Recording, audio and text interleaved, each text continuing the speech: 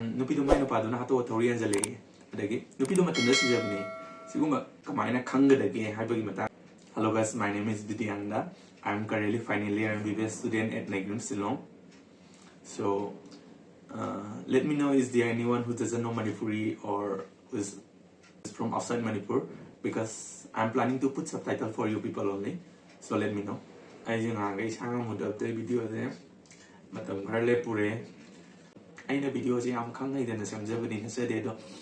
mayam du kitang kana gani na khalle nupido mai nupa do na Hattok thwri anjali adagi nupido matanda sijabni siguma confusion yam leidana mayam do yam toina thokpa haitare ne adu thokta situation si matangda kamaina khangdage haibagi matang dai aina khangjaba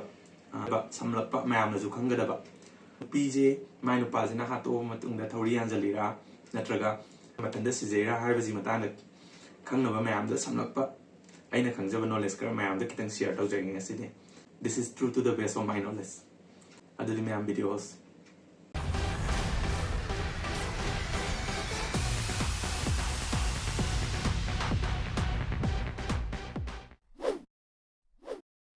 mayam da yam details da hajatraga su mayam na khangba yawa serious sign amani hajarangeba sigi potse kai dogni ha khadi akoina postmortem taw kanda ju hana body dissection taw dikanda doctor jina hana external features hana yeng dei neba I first serious sign je kai no na ha gadi antemortem hanging ha tare ne kwa ka tare maje si dikanda hana thwri anjan bor gadi maje kai dogni ha gadi dripping of saleba ha tare ne ko magi tinje gender angane ba ma sile tin gender angani sile ma kai no di kasagi thwri jina salary glands da compress over the ma neba tin tab je kai da adum akoi adum uba phangni ba ko kai da yam adum si simban da kai da tayam draga su dum thabak da kai su kai da dum tayam basu yai na ado sigi potse siraba matung da haitare ne ko adai Hattok ga yanjan bi bor ga di siji masu roi ko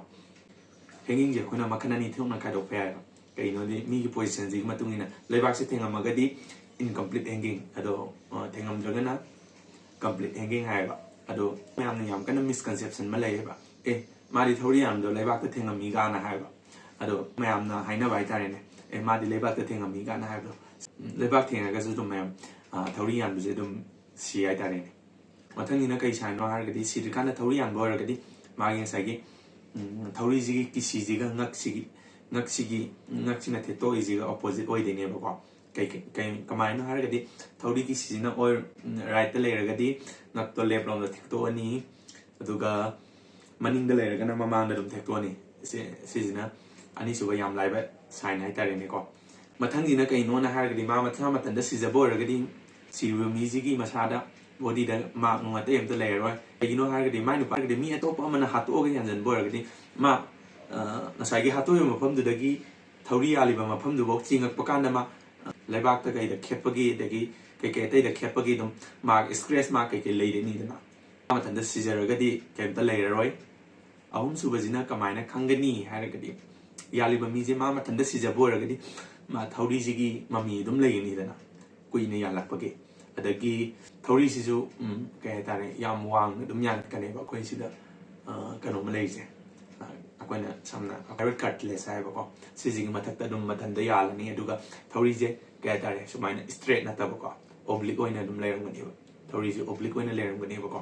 aduga thwri ji 85% kai tare si pura full oina dark se lei roi ba kai gum space kai tare incomplete hai tare ne thwri gi dark se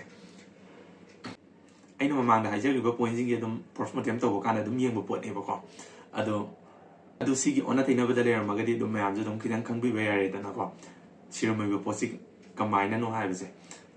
ado aina si aje ina loina ma or ne have su na te ba ko tai factor mayam ju yeng de ne ba do serious sign ama ni de dum mayam da share to jere mayam ja ado mayam na video si nungai khan bira ga di like amadi comment na sing ba to biramo aduga mayam na video sem biro ha ba mayam do ai sungso choi da na sem na bona jarake ngasi di mayam bye bye aduga mayam mo jing Manipur de yam kana rebis ki hot spot ki ta laks le ba ko aduga mayam ya ringi mayam hui na chik thana bona bio aduga kai guma soi da na si ga jo sungso choi da na vaccination to tok pio